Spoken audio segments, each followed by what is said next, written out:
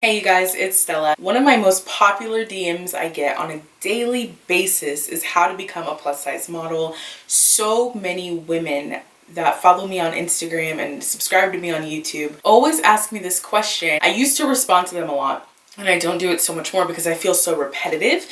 And so this video is going to be the guide I would get every woman. It's the no BS how to become a plus size model. And for me, I believe that there's room for everyone to win, grow, be whoever they want to be. There's room for all of us to like eat a slice of the cake, you know? I'm not going to hold a lot back. I'm in saying that I don't intend to hold anything. This is the purest form of sharing I can give. This is just one of the many ways to accomplish this goal. This is partially like a how-to, partially my story and how I am accomplishing my dreams. Don't take this as like the only route you can go, but it works. It's working for me. But there are other ways to accomplish it. There are many other ways that you can achieve the same goal. My first step is, why are you doing this? Are you doing it because it just looks cool? Do you genuinely love fashion? Do you genuinely love being out there? And the reason I say this is because most people who go into fashion have been following fashion since they were children and reading the magazines and in love with it. And that is usually a solid reason on why someone would want to do this. Like, it's been my passion since birth. That's a lot of people's story. For me, it's not really like that. I never really had fashion sense. You guys know a year ago, I would publicly say that I don't have fashion sense, but I've turned over a new leaf and I feel that I have developed my own style in fashion. I want to share that because a lot of the reason I didn't have my fashion sense is because I didn't see someone like me rocking the clothes I want to rock. So for me, that was my motivation to say, I'm going to do this. I want to share my fashion sense with the world and how you can do it at my size. And for me, I don't want to be wearing office clothes. Like, I think the fashion world, especially plus size fashion, is starting to get it. Like we don't all work in an office, and I think that's starting to become more known. But it is hard because a lot of clothes that are advertised for us are like old people clothes. And what if I'm not old? Like, I'm in my 20s. I don't want to be wearing the same thing as my grandma. You know what I mean? Like, that's not really my style. My purpose, my journey is because I want to see fashionable clothes, bigger women my age, and hopefully change the narrative of plus size fashion for younger girls. Number 2 is using my platforms. When I first started, I didn't know what I was doing, but I knew I had an Instagram page. At that point, I think I had like 12,000 followers. So it was kind of small. I mean, it's still small now, but it's bigger than that. And I realized I can use this. I know my demographics. They let you see your demographics on Instagram now. And I said, okay, let me just try this new idea I have. I wiped out everything on my Instagram page. I deleted every single picture I'd ever posted, and I started fresh. I was like, okay, if this is what you want to do, you need to be serious about it and make it look like it's the only thing you've ever done in your life. I'm sharing this secret with you because it worked. Ever since the bottom row of my Instagram, every picture I've posted has been in 3s, and they're usually consistent in different outfits, in different styles, but all 3 of the photos are usually from the same shoot, from the same theme. And I've tried to keep that consistent. I think one instance I was just having fun. I think I was in Mexico and I kind of threw it off, so I had to put in a filler picture. Always post 3 pictures. That's just my style. There are so many things you can do on Instagram.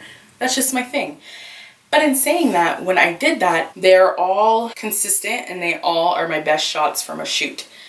Photo shoots. So I used my platform. I didn't have a photographer when I first started. I just found a photographer now, so I don't want you thinking I've had like this photographer from the beginning. I was trading off with someone, taking their pictures, they took my pictures, and that was our relationship for a very long time. And that's how I got a lot of my shots. Good thing we were both good at working a camera. We both had high quality cameras. The camera I film YouTube with is a fashion lens, which I didn't even know until almost a year, or it was after a year for my purchase date of it. So it all kind of worked out. But what I'm trying to say is you don't have to go out here and hire photographers. You should. I think if you have the money, you should, and that would probably be better. I had the tools and I did my best. I knew someone who took really good pictures. I have a little bit of photography experience. Put your two brains together and help each other out. There are ways to do it. Don't feel like just because you don't have like this awesome team behind you, hair and makeup, everything, that you can't do it. Take pics with your iPhone. That is something I have been so against because I feel like iPhones do not perform HD quality, but some of my pictures on more of my recent pictures are with my iPhone, And that is because I wanted content, and you need to be consistent in your content. This is my biggest fault. I think I've lost so many people because of this. I try to post once a week, and that's nothing. You should be posting at least once a day. But I post once a week because I'd rather post quality images than not quality images. Everything needs to be visually appealing. But my fault is sometimes, I think one time I went almost 2 months with no pictures, and it was bad. So make sure you're able to do something on your Instagram that you were able to keep up with. Use your platform. If that's what you want to do and you know your demographic on there, give it a shot, try it out. Put yourself out there that way, because people will see you as you present yourself. And if you're presenting yourself as a model, but I also work in an office, they don't need to know what you do to get your loot. You know what I mean? Like, take off the I work in an office and be who you want to be, because we live in the age of the internet, and you can be whoever you want to be, and you can work hard at it, and people will see you. You become exposed to a lot of people through the internet, and I think it's very important to use that tool to get to where you want to be in your career. That kind of segues into get your name out. For me, a lot of jobs I go after, I am able to now use my Instagram as a tool. If they want to see my work, it's kind of like my modern lookbook, my modern portfolio. Hey, go to my Instagram. You can see some of my work, even though it was amateur work, and they can tell it was amateur work. They can see how I'll perform.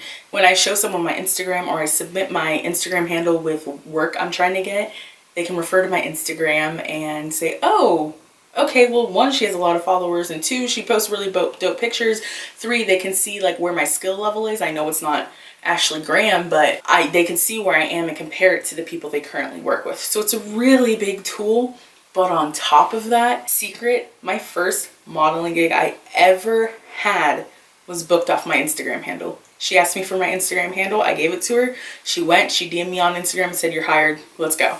Like, here's my number." I'm just showing you like how big of a deal it is to have that Instagram together, to have your following together, to have your presence, your brand, you are branding yourself, and how important that is to share with the world who you are, or who you want to be more so than who you are. What happens is, if you ever hear the term, you fake it till you make it, that was my biggest motto, and now I'm like living everything I faked for a long time. Not necessarily faked, but you know, I was working really hard toward and I didn't have yet, and now I'm finally starting to live that. I'm not going to say I made it yet, because I haven't, but I'm definitely a lot further along than I was when I started, and that's because I branded myself from the beginning. Number 4 ties into that as well. It's kind of what happens after you brand yourself online. It's looking for opportunity. No one is going to come up to you and say, "Oh my gosh, you are amazing. Like, I cannot wait to hire you. Let's book you right away." That's probably not going to happen, and it's probably once in a lifetime chance if that ever does happen. What you need to do is keep your eyes out all the time. There are websites you can join to find modeling gigs.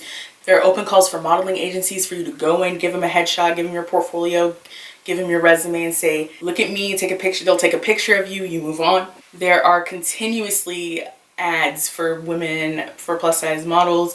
Gonna be real with you, a lot of them are 16, 18s. That's pretty much standard in plus size fashion. 2017 has been a year though of progression, and I feel like there are more like 20s sizes, which is fantastic, because you know, for me, my personal goal is to be a bigger woman sporting clothes, because I'm not a 16, and if I'm gonna buy something that looks cute, I want to know if it looks cute on me as well. These next 2 I know are vital and important, and I have personally not done them yet, but I plan on it before August. Getting a portfolio together of all your work, actually going to open calls. I've only been to 1 open call, and I didn't intend on going to this open call. I was at a King Batch video shoot, and it happened to be an open call next door. I had no idea what it was for. I knew it was paying like $4,500. I was like, yeah, let's do it.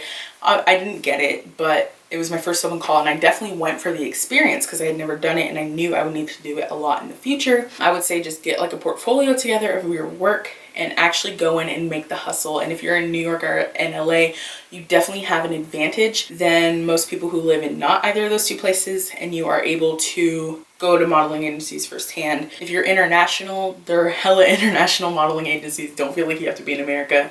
Find your nearest one in your nearest city, and when you're on vacation, pop in, do what you need to do, okay? Because that brings us to my last piece of advice, is you need to be fearless, because for every one job you want, 1,000 other girls have the same criteria as you waiting to get that job. It's important to be confident in who you are and to make sure you have followed all the steps in your head that you feel you need to follow, and do it, and just do it. Like, the worst they can say is no, then you move on and you find another job. Like, It's not the end of the world. Opportunity is everywhere. You just have to make sure you as a brand, you as a person are ready for whenever someone wants you and wants someone like you, and you're able to say, hey, I fit your criteria. Here's what I've accomplished on my own. Let's work together. Brands want someone who has been willing to put in the work themselves. Whenever you want to hire an agent, publicist, manager, they want to see that you're able to get work on your own. They want to see that you're able to do things on your own and that you have the fight in you. You have the ability to learn. You have the ability to try things on your own before they put their name on you as a brand. And so it's important for me. That's why I'm so big on the internet, because we live in a beautiful time to brand yourself. And it's so, I want to say it's easy, but it's so much easier than it probably was 10 years ago to get your name out there. That's why I'm saying take advantage of it. Take advantage of every opportunity online you have to put your name out there. That's why you see me on YouTube, Instagram, my blog, which I just restarted again if you want to check it out. I remodeled it. Just any platform you can, Pinterest, Tumblr, any way you can just push yourself out there a little bit more, get your name on Google, do it. I discovered that when you type in Stella Williams, none of my YouTube comes up, none of my Instagram comes up. Nothing I've been working so hard on comes up, which was a red flag for me. Like, maybe I should tie SuperbStella and Stella Williams together a little bit more. Do I drop SuperbStella for my brand?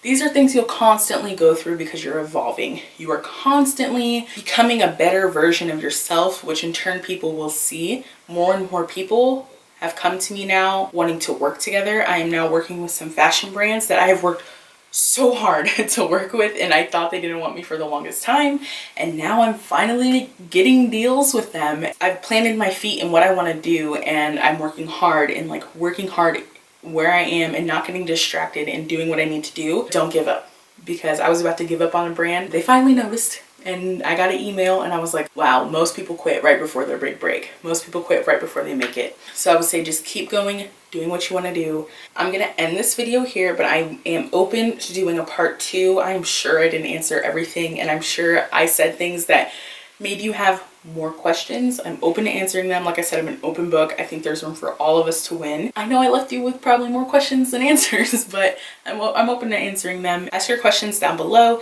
and I will make a part 2 sometime in August. I just want us to all win, and I feel like there's a very, very big market for plus size women right now, which is beautiful, because we don't need to be a size 14, a size 2 to be killing the runways. And I think that's awesome.